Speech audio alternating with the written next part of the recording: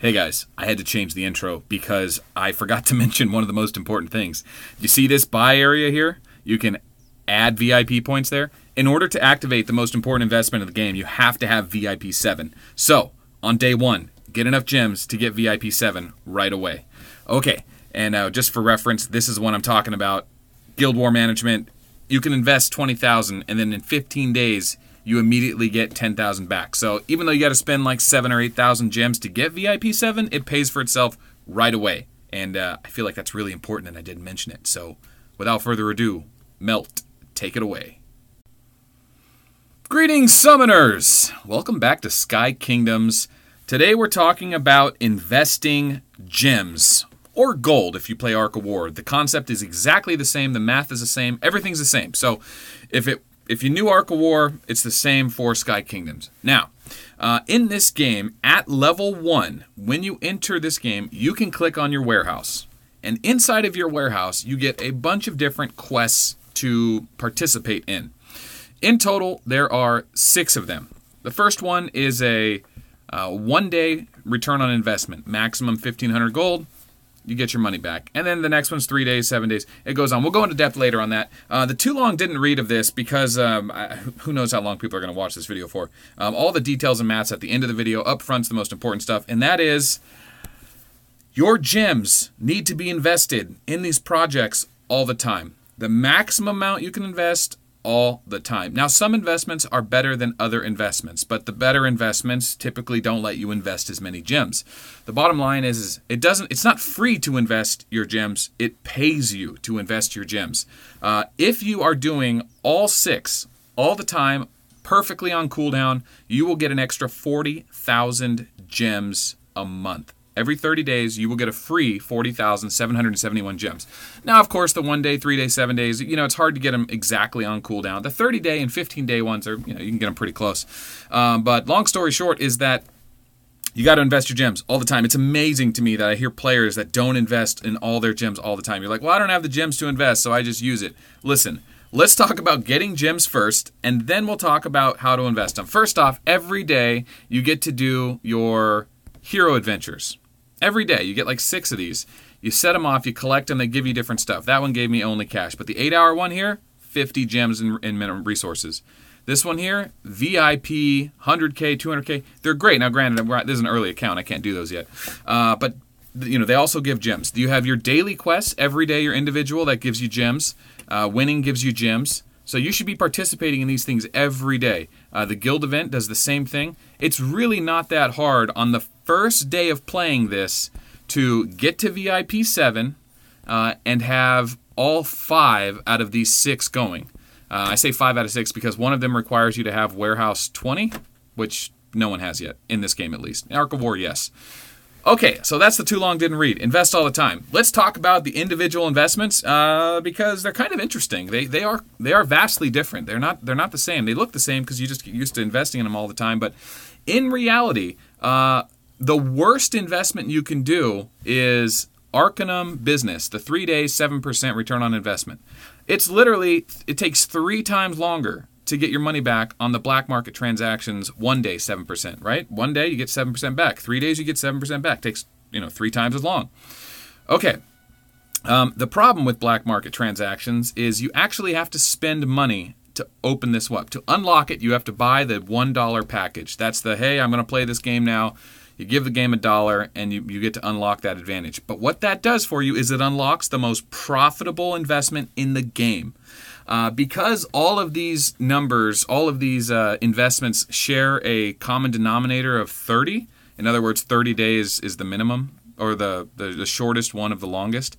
So I use a scale of 30 for all these. And what I mean is that after 30 days of doing this, you will turn 1,500 gold. You will double that money and then some. So not only will you get 1,500 back, but you'll also get, for every gem you put in, you get 2.1 back. As opposed to the 3-day investment, at the end of the 10 cycles or 30 days, for the amount of gold you invest, you get back 0.7. So I have a chart explaining all this stuff, but long story short is if you're short on gems, do the 3-day one last. The 7-day profit one is, or the 7-day profit one is only slightly better, still good, certainly still good, and it lets you invest instead of 1,500 like the first two, it lets you do 3,000, which is great. So it's still a good investment, still 7 days, but this one requires you nothing. I don't think this one requires anything. This one straight up front, you could do it, no problem. You don't have to do anything special here. Merlin's Magic. This is where it gets good. As long as you have VIP activated right here, VIP, you are able to invest in this technology. And what's great about this one is you only have to have VIP enabled when you do the investment. For the next 29 days, you don't have to have VIP on, and it'll still do the investment. You can still collect on the investment at the end of it. But when you're ready to go reinvest right away, you need to reactivate your VIP. Now, of course, VIP does cost gold, right? In order to activate VIP, you have to have one of these buffs, or you have to just pay gold straight up. It's like 250 or 500 gold. It's really not that bad. If you don't have the buffs, just pay the gems. You'll actually make the money back on the investment, no problem. But if you do have them, you can get the buffs by or you can use the buffs you have, or you can actually do the Wednesday event. The Wednesday guild event, if your guild donates enough resources, and you should because you want to level up your guild attributes, then you'll get all of your members a free 24-hour VIP, which they can use every month. And you'll get plenty of these, right? So always keep an extra VIP around to do the investment. I don't think I need to go into that any further. That's pretty much common sense. Let's try to shorten these videos as best we can. Okay, the faction cooperation is level 20 warehouse. Like I said, you can't do that one yet, but it is good. However, it's not as good as Guild War Management. Guild War Management is, after 30 days, will net you a 1 return, whatever. Basically, it's slightly better than that one because instead of doing a straight up 45%, it says you can do anything from 30 to 70%, which is on average 50%. And in my experience, it doesn't seem to favor a lower percent like Titan crafting.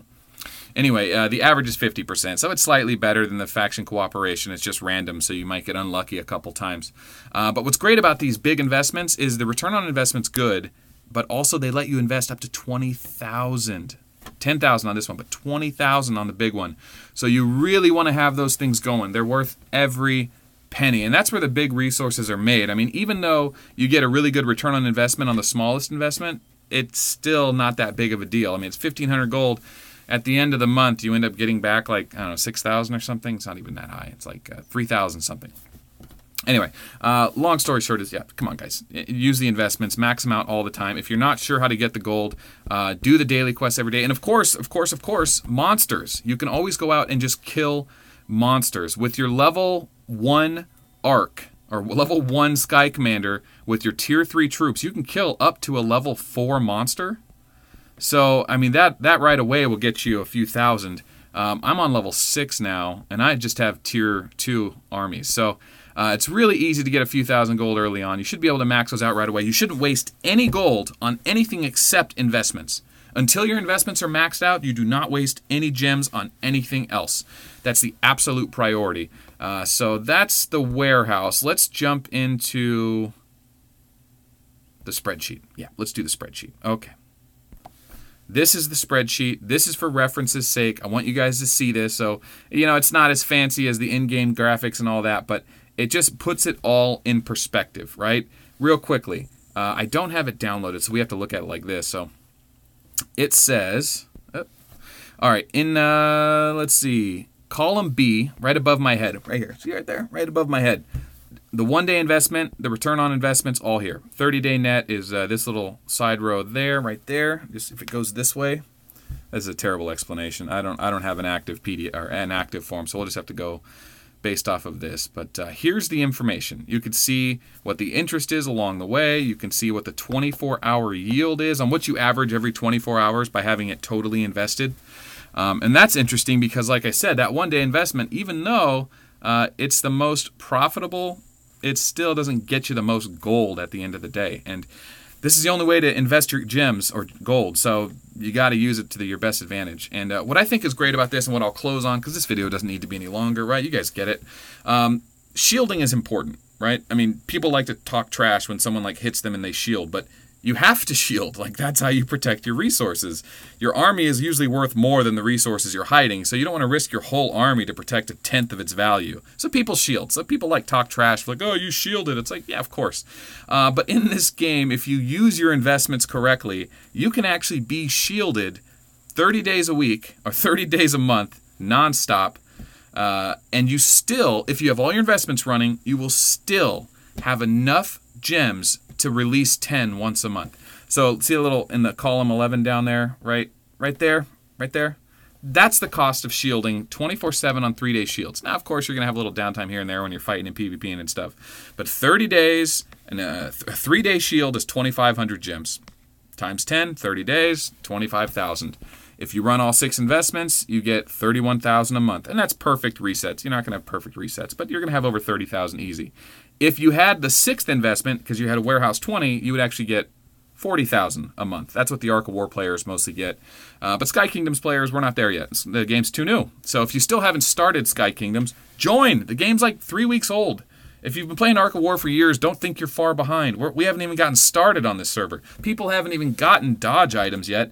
There's not even 40% guaranteed hit infantry and airship commanders yet. Well, actually, I think, no 40% airship and infantry commander yet. So join us on Sky Kingdoms. We're on server 3 right now.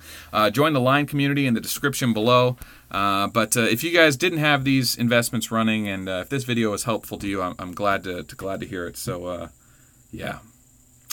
More beginner videos to come. I never did these for Ark of War, so I figured I'll do them for Sky Kingdoms, and they seem to be exactly the same as Ark of War, so that's nice. There's a little bit of overlap there. So thanks for watching.